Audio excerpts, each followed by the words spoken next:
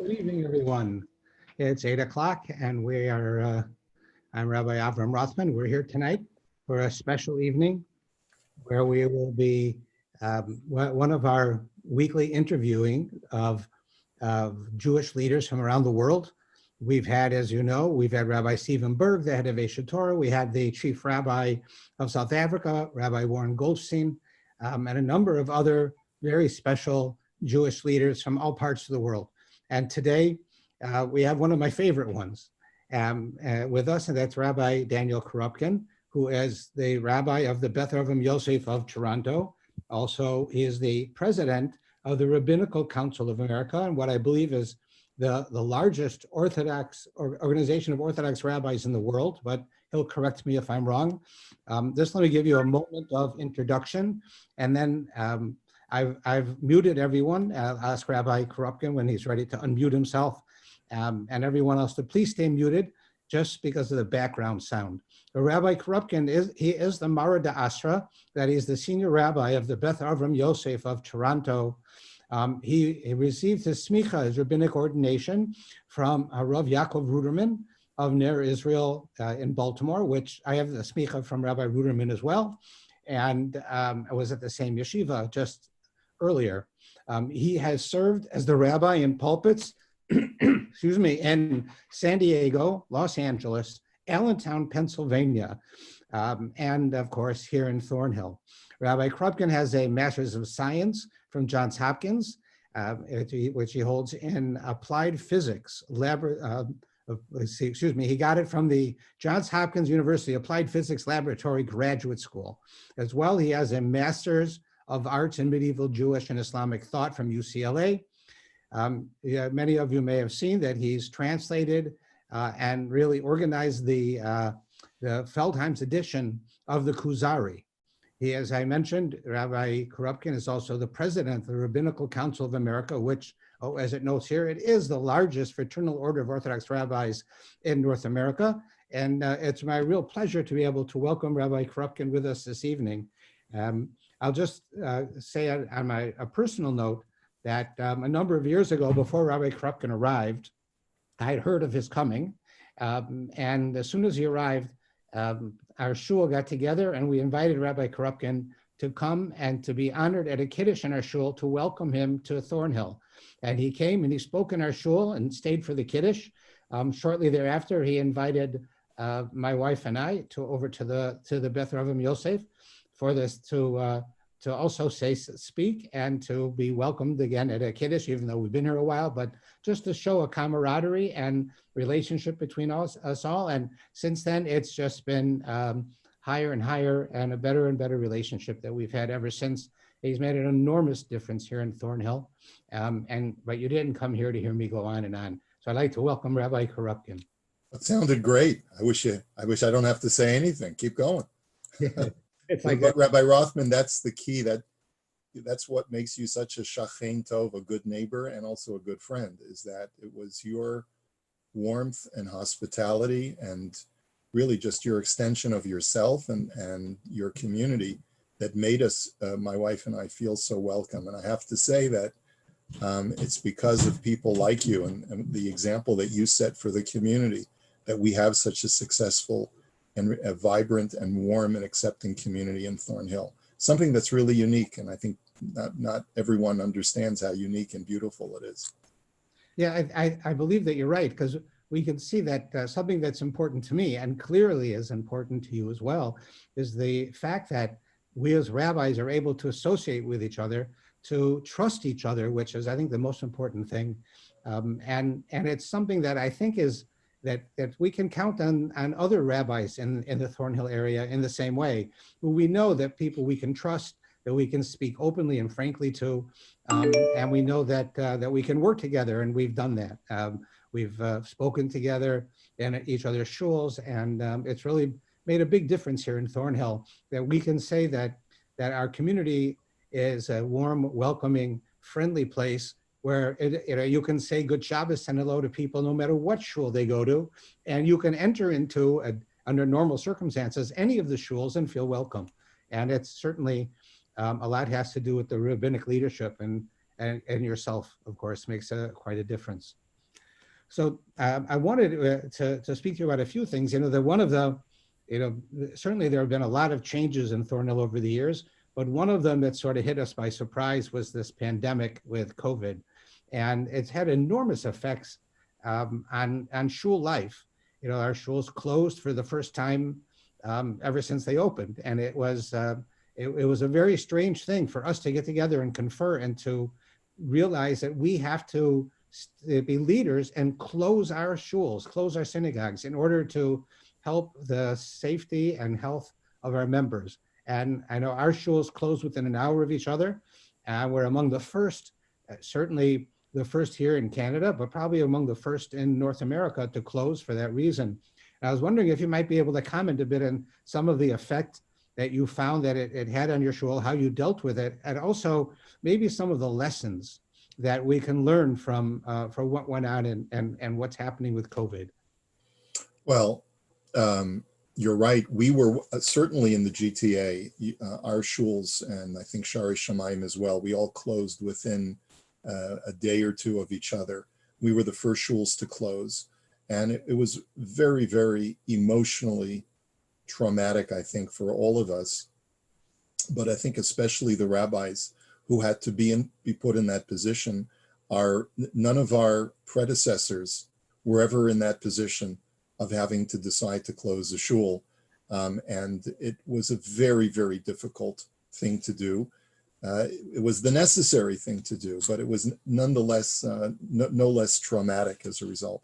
So we're still under limited access into our respective congregations, and we're slowly just crawling out of this. And the whole social dynamic has been impacted.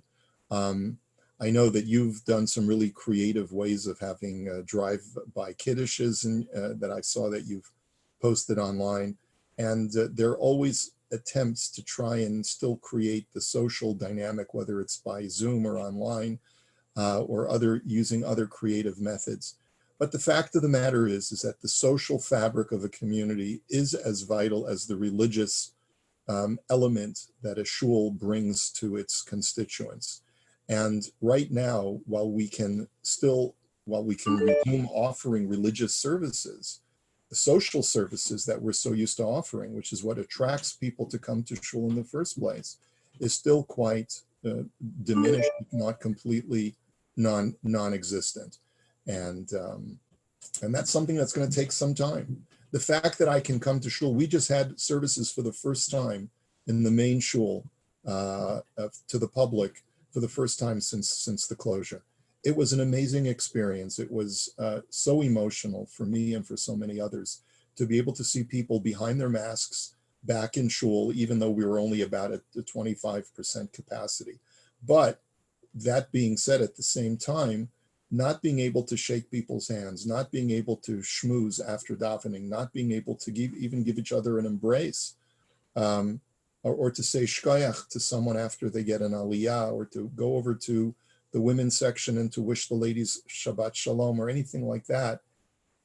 It's painful. It really is painful. And that's part of what we're going to try and, still crawl our way out of. It's a very, very slow process.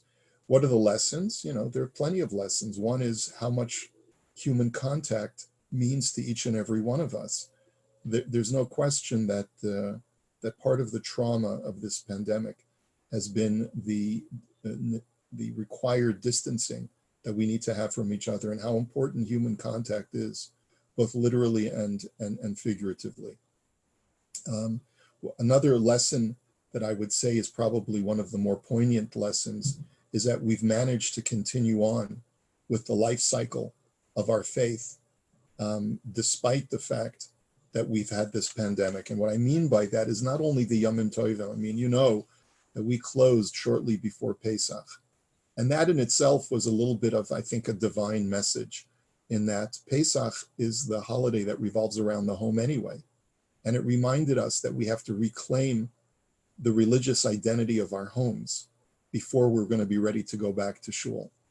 And one of the messages that I was constantly trying to reinforce, especially before the Yom Tov of Pesach, when we were supposed to be together with family and we couldn't be together even with family this year, was that as we spend time in our homes, let's look at our bookshelves.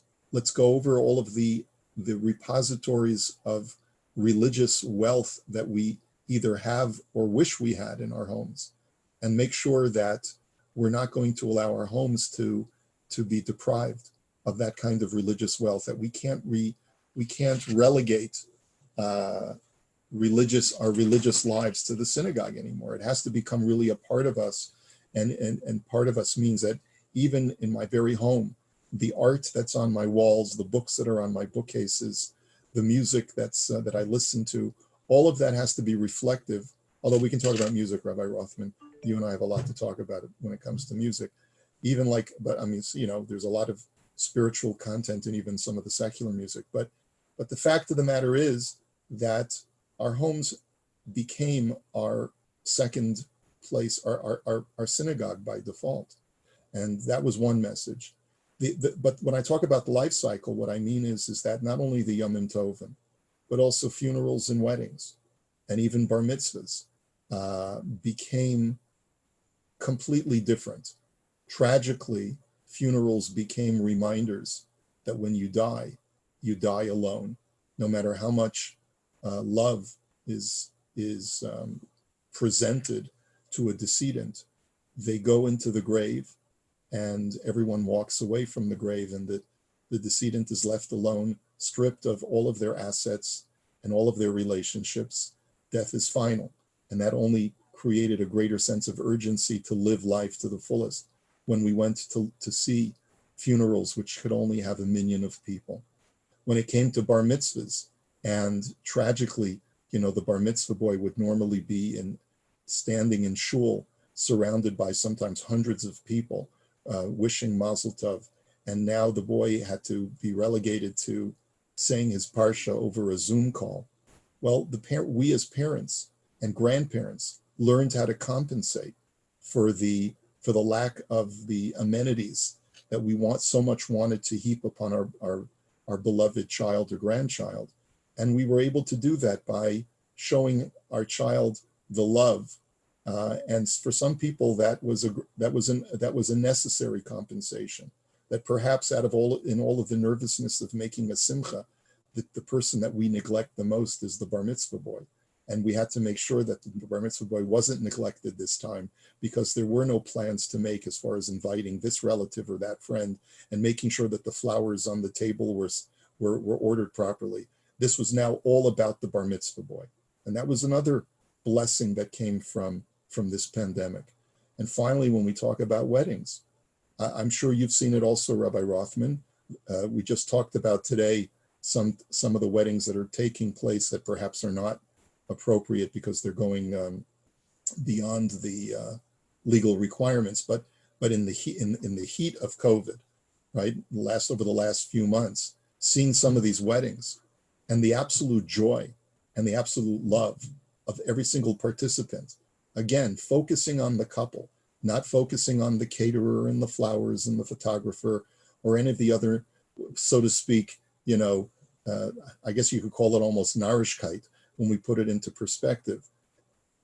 Those weddings, to me, I will always cherish the weddings that I've presided over and that I've attended during the age of COVID, because you can the emotion of every single person that's there in the backyard is palpable, and you feel very, very much connected and vital in those kinds of situations.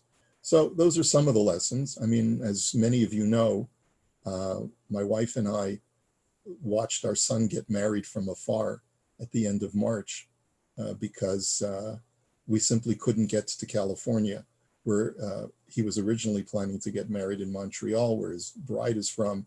And right before they closed the border for good during COVID, he was able to fly her into LA, and they got married in Malibu, overlooking the Pacific Ocean on one of the bluffs.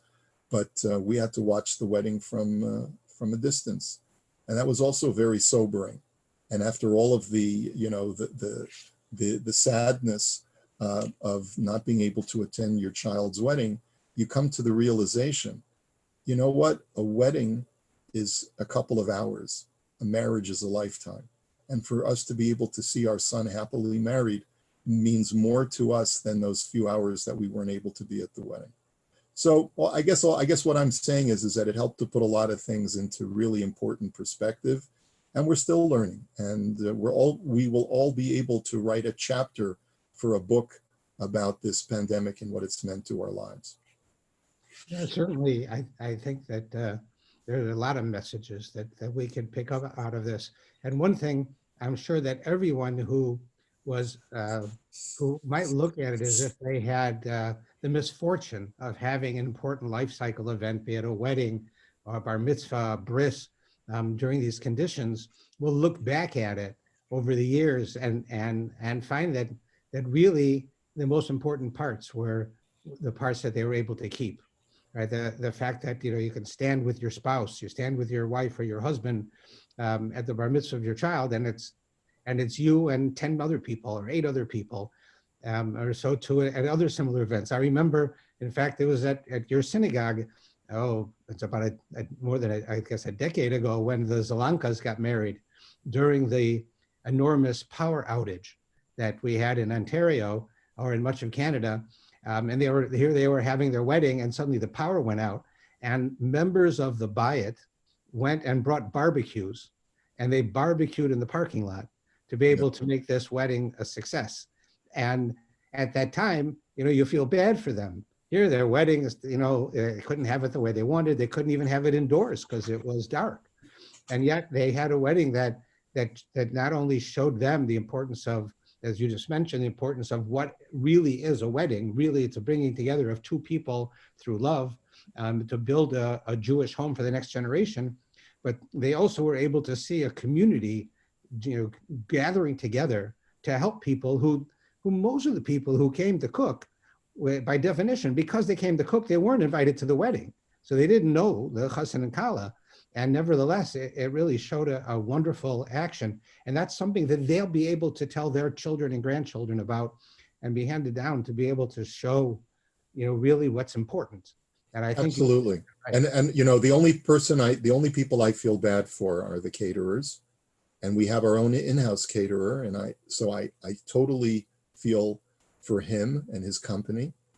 But I have to say that smaller weddings, even if it's just having family and a couple of friends, will save our community so many hundreds of thousands of dollars that we can better use for tzedakah, and they'll be more enjoyable for the people that are there, and everyone else can celebrate at a distance on a Zoom call and come and wish Mazel Tov that way. I don't know what's, one of the questions that we're all asking ourselves is, what are going to be the lasting effects? What have we learned, and what kind of technologies and other kinds of social shifts are going to remain permanent as a result of this period? And I certainly, I'm sure you'll confirm this. Jewish education has permanently changed as a result of this, both for children and for adults. The way that we're going to be giving shiur is at least partially going to be through this medium of the video conference tool, and it'll enable people, especially in the Toronto winters, to be able to attend a shiur, to be able to feel part of a communal gathering of where we're studying Torah together, and do it at a distance in the comfort of their homes, where they don't have to dig out the car from the snow. Yeah, it's actually true. I know that when I give a women's Parsha class every week now for 14 years, I'll get 8, 10, 15 people. Suddenly, I'm giving the same class on a Wednesday morning, and I'll get 50 people, and because they're doing it over Zoom. The biggest loss is, I think, what we first started to discuss just a few minutes ago, which was the human touch. Like, I can teach somebody something, but I can't interact with them in the same way. I can't feel with them. There's a difference of not being there next to somebody to be able to speak to them. Even if there's no physical touching, there is certainly an intimacy in speaking with somebody on such a level. And that's something that will make me want to continue giving my classes in the way that I am. But to add the electronic versions, the Zooms and the Facebooks as a part of it for those people who are further away. I've never been one to want to create a brand for myself where I should be famous. But I can say that I'm getting these Facebook requests for friends from all over the world. And when I decided I'm going to check on each one of them and see why are they contacting me, I noticed that many of them were following me. And in other words, they were watching my videos, and I was so surprised to see people from parts of the world that I can't even pronounce the country's name were tied into that. So you're right, it'll make a big difference. It'll give us the opportunity to be able to educate people and to learn from people wherever they are. And one of them we spoke about earlier is our ability to be able to come into contact with some of the greatest rabbinic minds in the world in a way where they can speak to and touch hundreds of rabbis and thousands of lay people in 1 hour, rather than getting 50 phone calls with the same question over and over. They're able to interact. And while you don't have that same intimacy with them, you certainly have the ability to understand and to learn, which is, I think, makes a world of difference. So I agree with your point very much. Sure.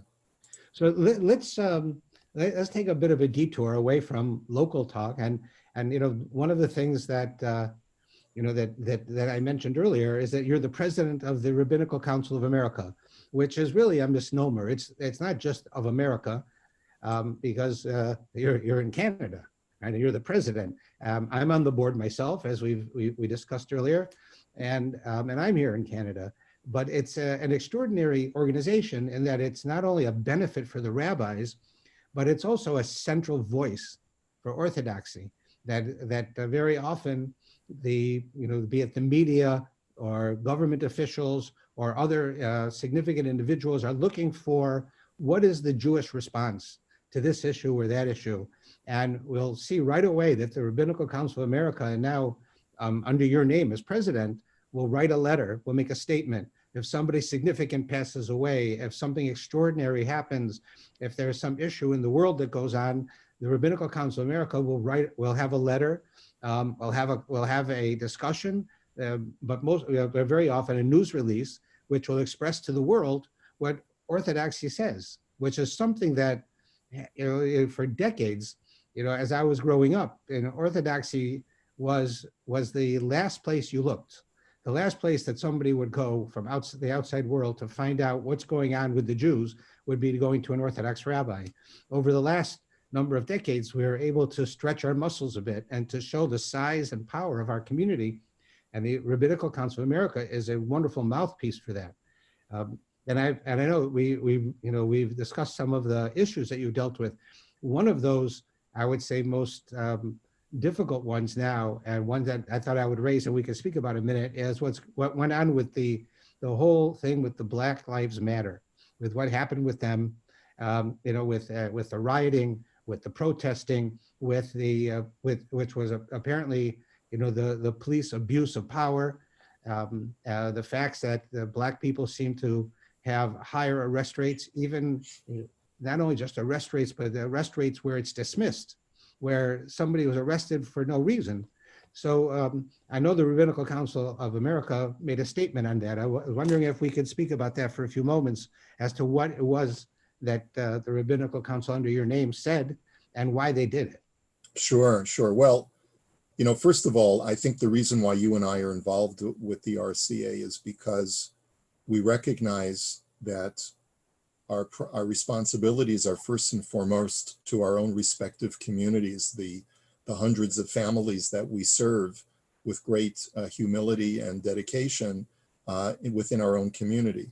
But we also, every rabbi also has certain aspirations of being able to make a larger impact in the larger society around them. And for some rabbis, they do it by getting involved with civics, and some of them get involved with local politics, and some of them get involved with the local Vad HaRabbanim.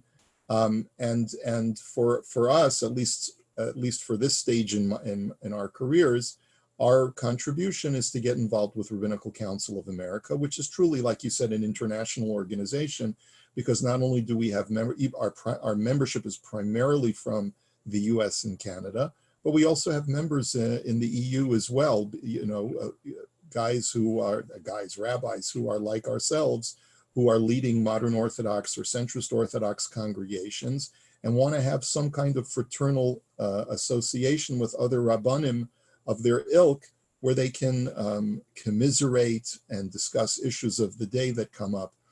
The issue, we actually did not issue a statement with the Black Lives Matter, one of the things, I've been involved with the RCA for, I guess, about 25 years, almost about as long as I've been involved in the rabbinate itself, probably 30 years. And the RCA in the past has only issued statements, and the world has become much more complicated and complex.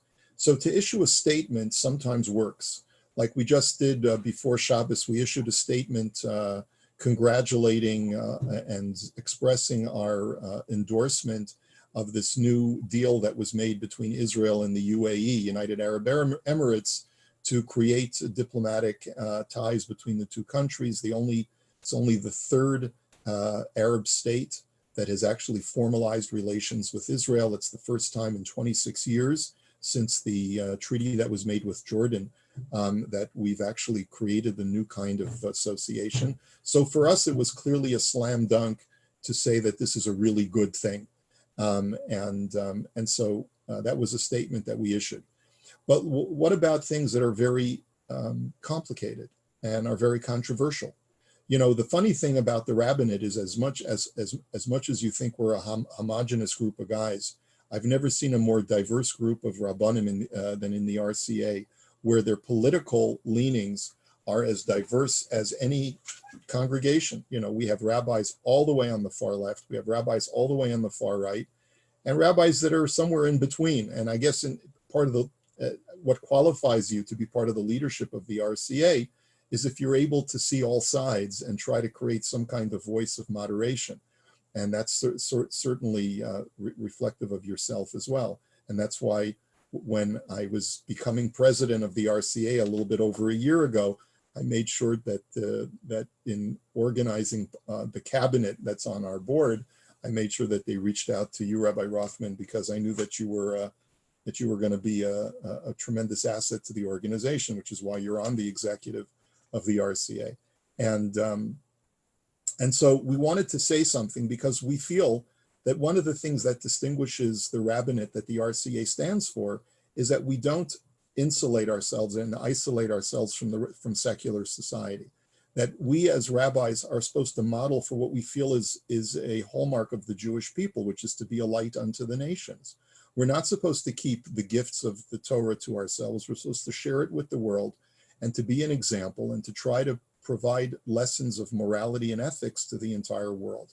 And that's how we bring Mashiach, is because, like we say in the Aleinu prayer every day, we look forward to the day when Yakiru v'yedu'u kol yoshavei tevel ki lachah tichra kol berach. That we look forward to the day when everyone in the world will bow down to the same God and acknowledge the same God.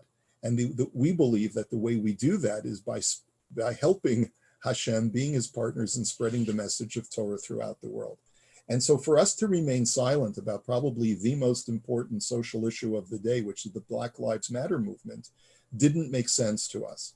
And there were a number of issues that we identified and that we're continuing to identify. And by the way, Rabbi Chaim Strauchler of Shari Shamayim is very involved in this project, where we came up with this concept of, sometimes you can't make a black and white statement, no pun intended. Sometimes you have to actually demonstrate that there's nuance, and that even though there's a tremendous amount of acrimony and vitriol between the left and the right in the United States, and to a lesser degree in Canada today, we can actually model what it means for two people who strongly disagree with each other to sit down and engage in friendly and congenial and respectful debate and dialogue. And so therefore we created this platform called Machlokes L'Shem Shamayim, which is a term meaning from the Talmud, which means from the Mishnah, which means a dispute for the sake of heaven. And so the first one that we did was on the issue of, should Israel annex Yehuda v'Shomron, what is known in the media as the West Bank? Should we or shouldn't we? And that issue was very hot in Israel. And we wanted the RCA not to make a statement, yes, we endorse annexation, or no, we don't endorse annexation. We recognize it's not a simple issue. It's very complicated. So we identified two scholars that are part of the modern Orthodox world that we are part of, that are associated with the RCA, that live in Israel, that have skin in the game, as we say. And we had them have a 45-minute debate that was then displayed on Facebook Live so that people could watch it and actually listen to an intelligent conversation of two people whose politics are not in alignment, have a very respectful dialogue and talk about it without getting into fights. You know, one of the things that we've noticed in society is that even before COVID, families were not getting together for Thanksgiving and Christmas holiday because somebody was a Trump fan and another person was a leftist, and they were scared that they were going to get into these hollering matches at the dinner table. I mean, the social fabric of society is unraveling as we speak. And so it's our responsibility to try and put it back together. And so that was what we were trying to model. And the next one that we did, which was the most recent one, is the Black Lives Matter debate. And so what we did is we found two very distinguished rabbis, both part of the leadership of the RCA, one representing a very sympathetic view of the Black Lives Matter movement, and another one taking a position that while Black Lives Matter, the organization Black Lives Matter Inc., you know, the organization of Black lives to help or save Black lives, is highly problematic because of its anti-Semitic charter, its anti-Zionist and anti-Israel charter. And they had to sort of try to find common ground, which is, on the one hand, we acknowledge that there is systemic racism within society, and it's existed for decades and centuries. And how do we address it? And how do we express solidarity with a community, with an ethnic group that has been the object of persecution for generations? On the other hand, how do we raise our voices to say that we will no longer stand idly by when anti-Semites are rearing their ugly head, threatening the very existence of the Jewish people?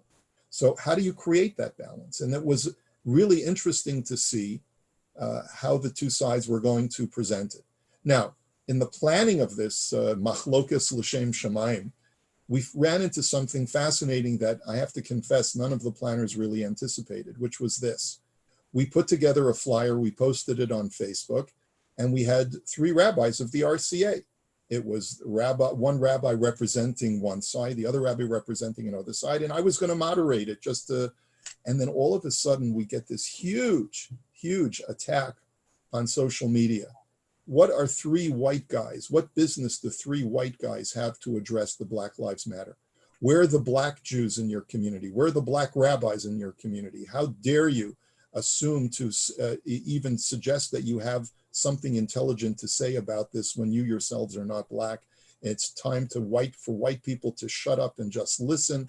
Now's not the time and this was coming from members of our own communities. And I'm embarrassed to say that even a guy who is a rabbi, and I actually went to yeshiva with, was speaking in the most inappropriate of ways on social media, completely disregarding any standards of lashon hara and lashon naki and ona'at devarim, all of these halachos that are codified in Judaism to know how to engage in civil dialogue. And unfortunately, just like, sometimes when you're behind the steering wheel, you develop a very negative persona because no one's looking, and you get road rage and you start cursing out the other driver when you would never do that if you're in a crowd of people. I think social media has done that to some people as well. There's my regular persona as an observant Jew who knows the norms of the right way to speak. And then there's my persona on social media, which everything just gets thrown out the window. And it's very sad for me to see this. But be that as it may, we took the criticism and we decided, you know what, in order for this to have any credibility and not to become a debacle, we're going to find a Jew of color, and we're going to invite that person to introduce the panel. Our first effort was to try to find a rabbi of color. And there are a few around North America. It's not like they don't exist at all. There is a handful of rabbis who are rabbis of color. There's only one person who's a member of the RCA who's Black, but he did not want to represent the Black community. And what we quickly discovered is that we went through this very short list and we exhausted the list because the people that we approached simply were not prepared. And it's an interesting thing, you know, if you're a Jew of color, a lot of Jews of color are not interested in being Jews of color. They're interested in being Jews. And there was a very thoughtful young lady who actually wrote an article on this very subject. She said she thinks that this is a step backwards for race relations when she has to be identified as a Jew of color. She's Jewish. That's how she identifies. She doesn't want to be known as a Jew of color. And so there, you know, we had that kind of response. We also had a response from rabbis of color who live in Israel, who felt that this is a North American, actually an American phenomenon, had nothing to do with his life that he had made in peaceful Eretz Israel, and did not feel that it was his place to comment on it. And so we after going through this very short list of rabbis of color, I actually got a very respectful email from a gentleman living in Texas who is a Black man who is an Orthodox Jew, and he offered to help us with this, and I took him up on his offer. He davens at an Orthodox Shul, and I know the rabbi very well, and I discussed with the rabbi, is he a man that's worthwhile engaging? And so we got him to introduce the panel for us. He's not a member of the RCA, he's not a rabbi, but we felt out of respect to the critics online, we should at least put forward someone who is a person of color. And so he introduced the panel. We gave him a full 15 minutes to introduce an hour of dialogue. And then we launched into our dialogue. Did that mollify some of our critics on social media? Some, not all, but it really, I have to say that my reaction to that whole experience was really one of great, profound disappointment. We are currently living in a society where, what is it called? Intersectional identity politics, right? Where if you're not a certain color skin, and if you're not a certain gender, and if you're not a certain this, and you're not a certain that, you don't qualify. It doesn't matter how educated you are, doesn't matter what experiences you've had. I can whittle you down to a two-dimensional caricature of who you are based upon the way you present, the color of your skin, your gender, etc. And it doesn't matter a whit what your experiences have been. The RCA had engaged in Black leaders both within the Jewish community and outside the Jewish community, and had a couple of symposia with Black leaders to discuss the Black Lives Matter before we decided to have this machlokas l'shem shamayim, because we wanted the public to see that we're thinking about it. But the way that people have reduced, the way we've reduced each other in society to this identity politics is such a step backwards for mankind. It's not one great step for for mankind. It's one huge step backwards. What happened to us in the 21st century? This was supposed to be the century where we conquered everything, where we got past all of the social ills of the 20th century. And my fear is that we have taken such a huge step backwards and not advanced at all in certain areas. But anyway, we did it. I think that we made a big Kiddush Hashem. We had over 3,000 people so far view the dialogue, and I think the overall reception of it was quite positive. So those are the kinds of things that we feel that we as rabbis have a responsibility to do when it comes to the general public, and that goes above and beyond the primary function of the RCA, which is to be a fraternal order for rabbis to be able to let their hair down if they have issues that they need to discuss among each other. We have a listserv for rabbanim. If a rabbi needs some assistance with some difficulties that he's having with his congregation, with his balabatim, he has an address where he can go to and speak to the executive vice president. And if he has a grievance and he wants to lodge a formal complaint, he has a venue in which he can do that. And many rabbis across North America have the RCA as an arbitrator named if there are any disputes that arise between themselves and their congregation. And many congregations, for that reason, have it in their mandate to only hire rabbis for their congregations who are themselves members of the RCA, because they recognize that to become a member of the RCA, we have very high standards of where you can have smicha from. We do have problems once in a while of even rabbis who have reputable smicha, of doing or saying things that make us cringe a little bit. But that's what's part of being part of a free society, is that you got to take the bad with the good. Sorry for rambling. Please go ahead, Rabbi. You didn't ramble at all. It was very insightful and very interesting. I'm sure everybody agrees with me on that. Now let's go a different way. Behind you, I noticed you have a copy of the first Superman comic book. Right? It's not the first Superman. It's Action Comics number 50. Okay. From, now there's got to be a reason that you have that there. So perhaps you could tell us. Well, first of all, it's actually next to a more important picture, even though it's a little bit smaller. And my finger's pointing up. That's a picture of a rabbi. That rabbi is someone who I never met, although he was my grandfather. His name, I'm named after him. His name was Nissen. My first name is Nissen, and then my second name is Daniel. So that was Rav Nissen Stolzberg. He was a Rav in Vienna. He together with his Rebbitzin were murdered in the Shoah. They only later found that the Nazis, thank God, had kept very copious records, and so they were able to retrieve their bodies and give them a burial with the Hever Kaddish in Vienna in the 1970s. So I'm proud to have that picture. When COVID struck, many of us were just not aware of what was on our walls. So you just went on the Zoom, and then all of a sudden someone would point out to you, "Hey, what is that thing doing behind you?" And you would say, "Oh yeah, I didn't realize that was behind me," and everyone could see that. Well, a few years ago, my wife and I were visiting the family in Los Angeles, and we stopped in a beautiful area of LA called Westwood, where UCLA is my alma mater.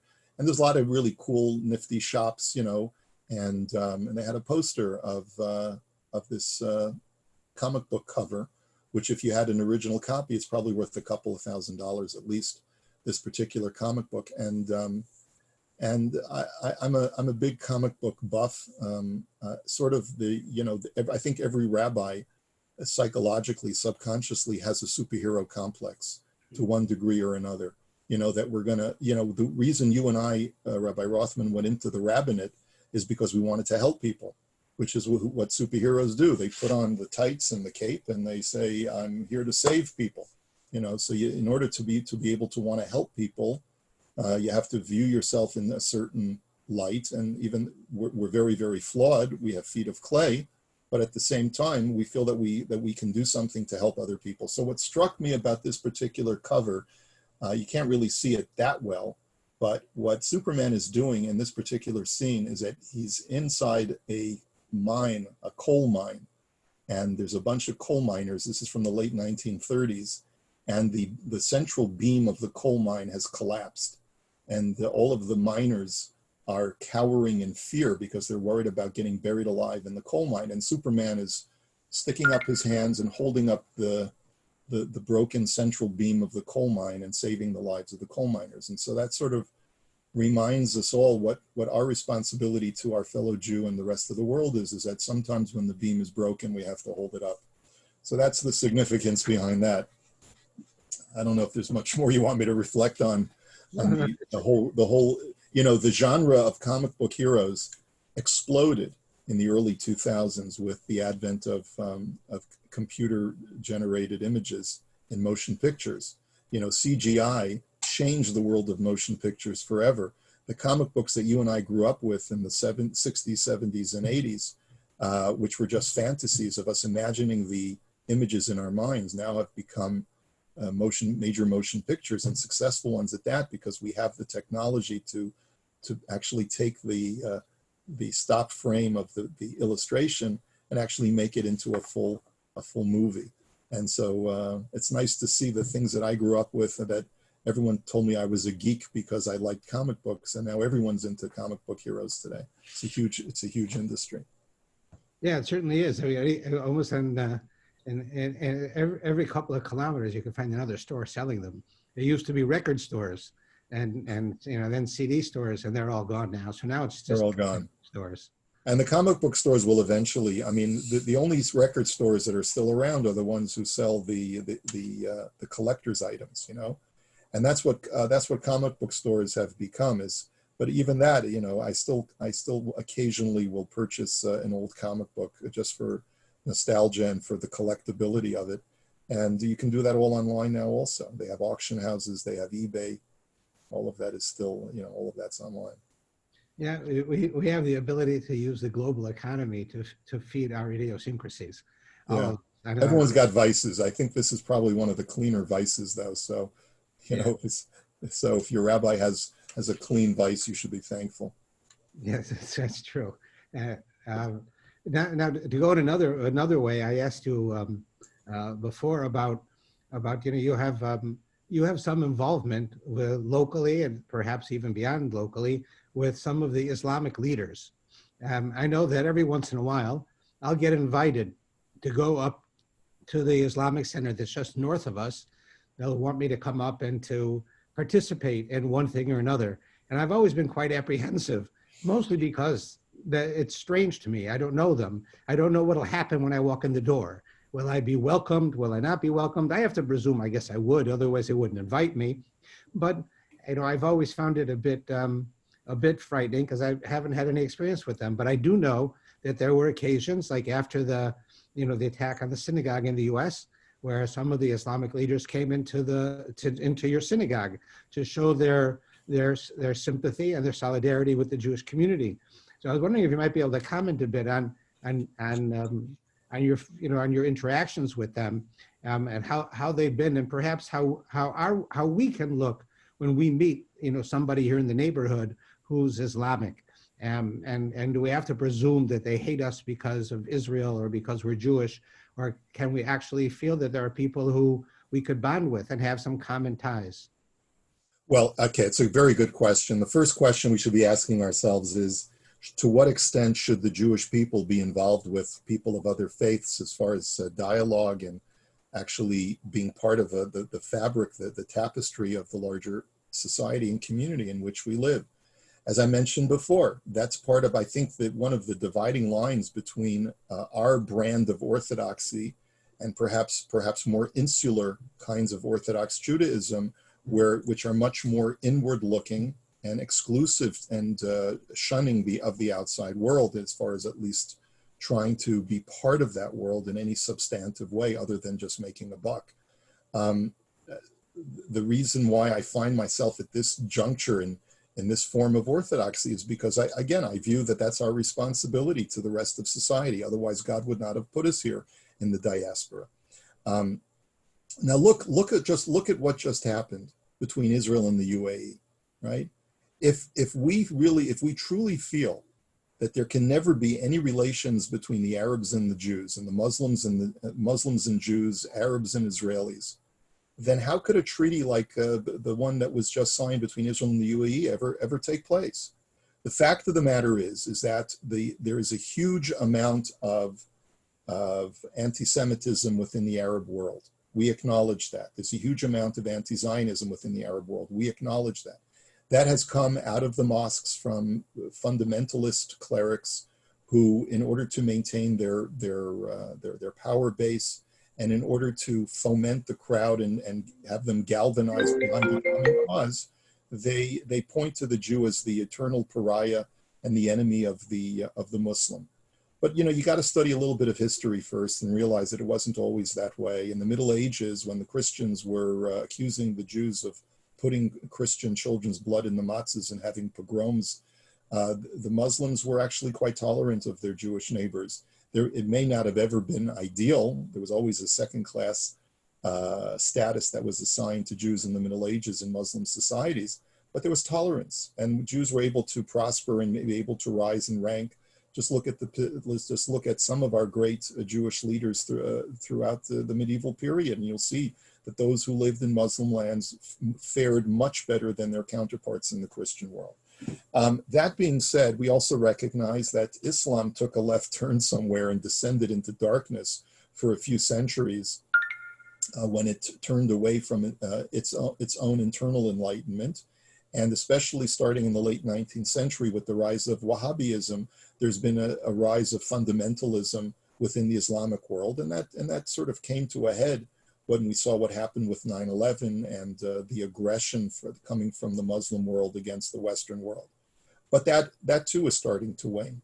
Now here's the reality. The reality is that there are 3 times as many Muslims in Canada today as there are Jews. I'm going to say that again because for some people it doesn't even penetrate. Listen to this very carefully. There are about 250,000 Jews in Canada. There are approximately 750 to 800,000 Muslims in Canada. Now, the numbers are very different in the US. There are currently still more Jews in the US than there are Muslims in the US, but that statistic just in Canada alone should tell you that as a political power, as a voting bloc, and as an ethnic group that is going to gain more and more power within our society, you either can choose to make the Muslim be your eternal enemy, which I think is just foolishness, or you can say, let's find our common goals. Let's find where we can work together to make society a better place. There's so much that we have in common, especially the Muslims look at the modern Orthodox community and recognize that's where we need to be. Look at what Jewish communities did a century before we came to this country. They established hospitals, they established schools, they established religious institutions that not only provided benevolent services to their own, but also to others in the general society. We have a lot to learn from what Jews did decades before we came to this country. And they are learning from us, and we are sharing that information with them. When there was that horrific shooting at the mosque in Ottawa, it was in Quebec City. Sorry, in Quebec City, there was a tremendous outpouring from members of the Jewish community to support the Muslims in Canada, because we recognize that if one group falls, we're all going to fall. And if we're going to be united, we have to all be united together and work on issues that we have in common.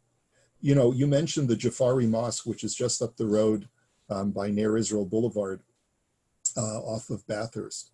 That particular mosque is a very interesting study of the complications that arise in a relationship with our neighbors, because on the one hand, its leadership had classical training in Islamic studies in Iran.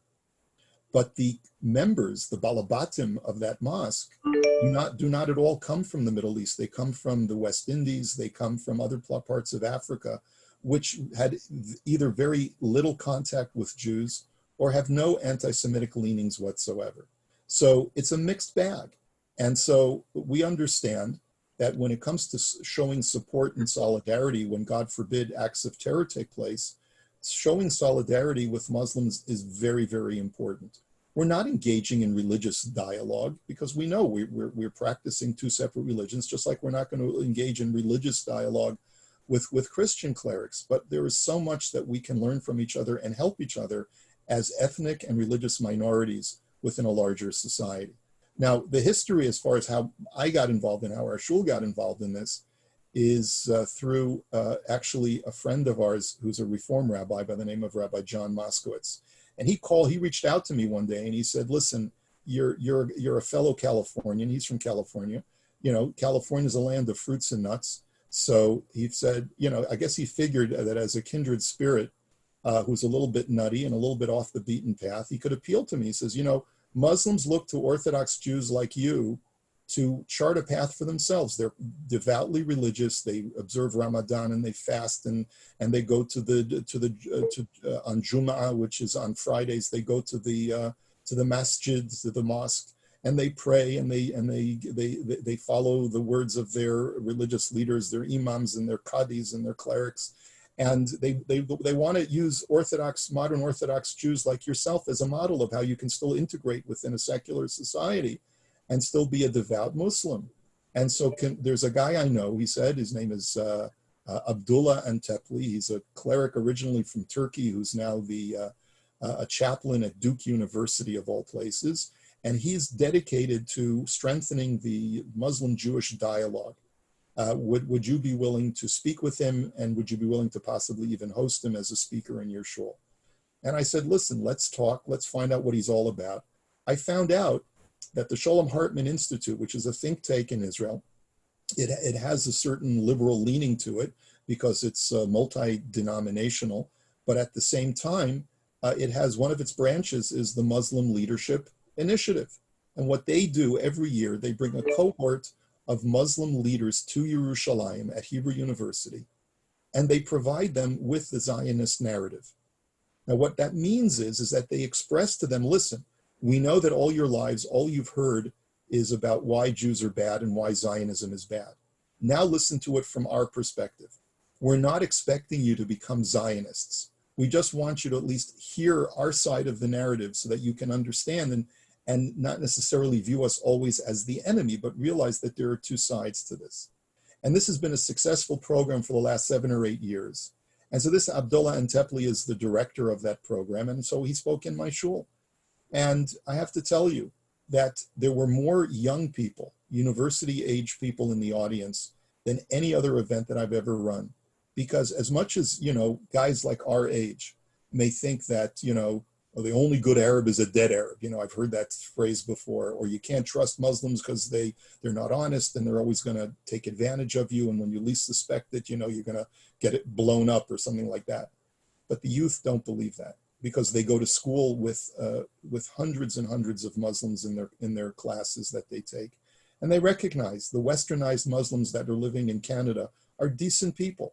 They're not interested in anything other than what we're interested in, which is bettering our lives, observing our faith, raising our families, and putting food on the table and living the dream of having a good life and being able to be a good provider. And if we can do that peacefully together and coexist in harmony within a society, why shouldn't we want to be part of that project and part of that initiative? The thing that gets me so twisted up is when I see some Jews on social media being critical of any kind of Muslim-Jewish dialogue, where they think that we're a bunch of naive idiots. The fact that, I've been around the block a few times, and I think I know the human condition as good as anyone else. But I've gotten accused from some people who are really on the right fringe, right, on the really right wing, who really feel that, how can you engage with this person? Don't you know that 5 years ago, he invited an imam from somewhere in the Middle East who had gone on record as saying something really, really anti-Semitic. Yeah, that's true. You want to go down the list of all of the speakers that I've had in my shul in the last 20 years? Has there been anyone that hasn't said something controversial or anti-Arab or anti-Muslim or anti-Christian or anti-this or anti-that? Of course. Would I want that person to espouse that kind of hatred from the pulpit? No, because he's coming to teach Torah.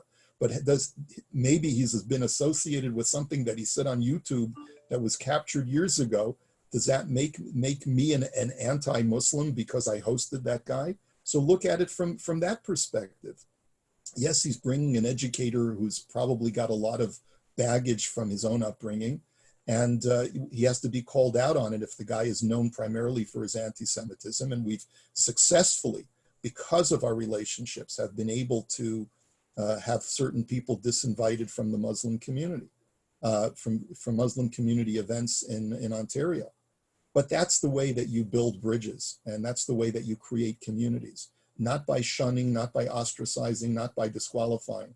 And for goodness sake, if you don't agree with a Jewish religious leader because you think they're being naive or you think they're making a mistake, don't run to social media. Call the rabbi, have a conversation, listen to where he's coming from. And that's the way that mature adults engage in dialogue and in trying to make the world a better place. I think we're running out of time. We are. I didn't mean to ramble on again. It wasn't rambling at all. And I appreciate what you had just said. I know I learned a lot from that myself. But since we're down to our last minute, is there some parting words you'd like to say to I guess right now it's over 41 units of people with us, but there's been as high as 50. So perhaps there's something you'd like to say as we depart. Well, all I can say, Rav Avram, is I thank God that you are my shachen tov and my chaver tov, because you are doing amazing things. Everyone that I speak to who knows you just absolutely loves you, because you have no sense of ego. You do what you do l'shem shamayim, and I look up to you really as really a dugma, as an example of what it means to be a public servant who is dedicated to what he does l'shem shamayim. And my bracha to you is that we should be friends for many, many years to come and work together on great things together. And that certainly would be a great bracha for me to have you as my friend as well. And I'm sure everyone who's here from all over, it looks like my members, some of your members, and people from all over, I'm sure they've spent a very interesting hour with you. They've enjoyed it very much. And I want to thank you for your time. And I look forward to spending more time with you throughout the years and to seeing you again very soon. Thank you again. Thanks everyone for listening to a couple of old rabbis. Oh, wait. Thank you, guys. That for an hour. All right. Take care, everybody. Thank you. All right. Thank you very much, everyone. It's been a great night. Thanks for joining with us. Thanks. Take care. All right. Bye.